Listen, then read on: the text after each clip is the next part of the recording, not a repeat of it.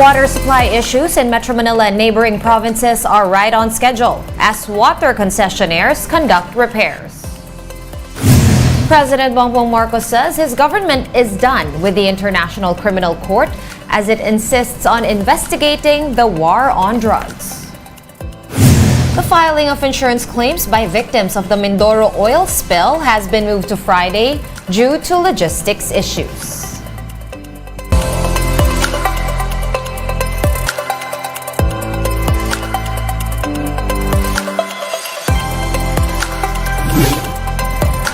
Fast, focused, and fearless. Here's a roundup of stories we're watching now. I'm Sean Yao. Maynilad is advising its customers in Metro Manila and Cavite to prepare for water service interruptions starting today. Justine Punsalang with the details. Nothing beats the hot weather better than swimming. For kids, an inflatable pool is just enough. Problem is, starting today there will be a daily water interruption in Metro Manila and Cavite. Parts of Caloocan, Makati, Malabon, Manila, Navotas, Pasay, Quezon City, and Valenzuela will experience little to no water pressure for 14 hours from 4 p.m. to 6 a.m. the following day. Starting tomorrow, other parts of Manila will have water interruption from 11 a.m. to 6 p.m. until 7 p.m. in Caloocan and QC, and until 10 p.m. in Navotas and Pasay. For parts of Makati, Malabon, and Parañaque, as well as Bacoor, Imus, Cavite City, Kawit, Noveleta, and Rosario in Cavite, residents will experience water interruption from 11 a.m. until 8 p.m. While BF homes that straddles both Las Piñas and Parañaque will have no water for 14 hours from 11 a.m. until 1 a.m. According to Maynilad, the water level in Angat Dam is currently high, but because of the dry season, they are expecting less rains which could cause the rapid depletion of water in Angat and other dams. Meron kasing nagbabadya na El Nino na darating, so magiging mas kaunti yung mga pag-ulan na magre-replenish sa ating dams. So kung pakiramdam natin, kung wala tayong gagawin para ma-preserve ang ipong tubig sa Angat, baka tuluyang bumagsak ito hanggang sa pagtatapos ng taon. Sa katunayan, mababa na yung water level sa Ipo Dam dahil wala na mga pag-ulan dyan simula pa nitong February. So ang ginawa natin hakbang is a rather drastic conservation measure, but it's something that we felt we had to do at this point para lang masiguro na ma-stretch natin yung available supplies. Residents say they are used to water interruptions. Kailangan ko ihanda yung sarili ko, no choice eh. Kumbaga nasanay na rin kami nung ganyan na nag-interrupt ng tubig eh. Kailangan alisto ka. Kasi kung pakupad-kupad ka, maubusan ka na ng tubig, wala nang tulo alas 6 eh. Nevertheless, they are still bracing for low to water supply by minimizing usage and conserving water. Didilig na ako, tapos naglilinis na ako, tapos magluluto na hanggang hapon na pagkain. And then pagkatapos doon, yung parang yung magagamit kong tubig, yung maiipon ko para sa mawawalan ng tubig. Yung paglalaba twice a week. Bago mawala ng tubig, maligo ka na. Minsan sa gabi habang may tubig, magsasabon na ako ng damit. Tapos babanlawan ko sa madaling araw. Nag-unti-unti ako ng bangus ng pet ng mga apo ko, tapos mga tubig naligo, ilang timbang maliit lang. Minsan nagkukunat. Others rely on water rations from fire volunteers and Maynilad. Others choose to buy from commercial water stations at 5 pesos per container. Maynilad assures the public that they are also doing their part to augment water resources. Ito yung mga tinatawag natin na yung deep well reactivation. So meron kami ngayon na 8 na pinapatakbo, tapos nag-target pa tayo na mag-operate ng 40 more deep wells. And then meron din tayong mga tinatayo na modular treatment plants sa south ito particularly. One will be partly operational by May and could produce up to 5.5 million liters of water daily. By September, 2 plants in Imus will be fully operational and the remaining 2 in Bacoor will also be running by the first quarter of next year. However, Maynilad says they don't know when the daily water interruption will stop and water supply will normalize. They said they would have to wait for the rainy season when dams would fill up once again. For News 5, Justine Punsalang. We are One News. And the government is gearing towards conservation as it admits to a looming water crisis in the country. The Local Water Utilities Administration, or LUA, said that the effects of the thin water supply are already being felt in the country's economy, the agriculture sector, and even Filipinos' health. To address this, the agency said that it will roll out infrastructure to ensure more sources of water. Dineklara ng ating mahal na presidente na meron talaga tayong critical na level ng ating crisis dito sa water crisis natin sa Pilipinas. At ito ay tinatawag natin na El Nino-driven crisis. Dahil ngayon ay summer at sigurado tayo na halos wala ng ulan at kailangan ng ating bayan ng mas marami pang sources ng tubig. Kaya panawagan ng ating mahal na presidente na dapat ay bigyan natin ng tuon ang pag-conserve ng tubig para sa ating bayan. In other news, the filing of claims for compensation with the insurer of the sunken MT Princess Empress has been pushed to March 31. The first day of application was supposed to be yesterday, but it was hampered by logistical concerns. Representatives from the oil tankers insurance company had also just arrived from Singapore on Monday. Affected fisherfolk, vendors, boat operators and resort owners, as well as tourism organizations, are all eligible to file for compensation. Authorities have yet to contain the massive oil spill in Oriental Mindoro as cleanup efforts continue. We're bringing you more stories after this quick break. Keep it here on One News.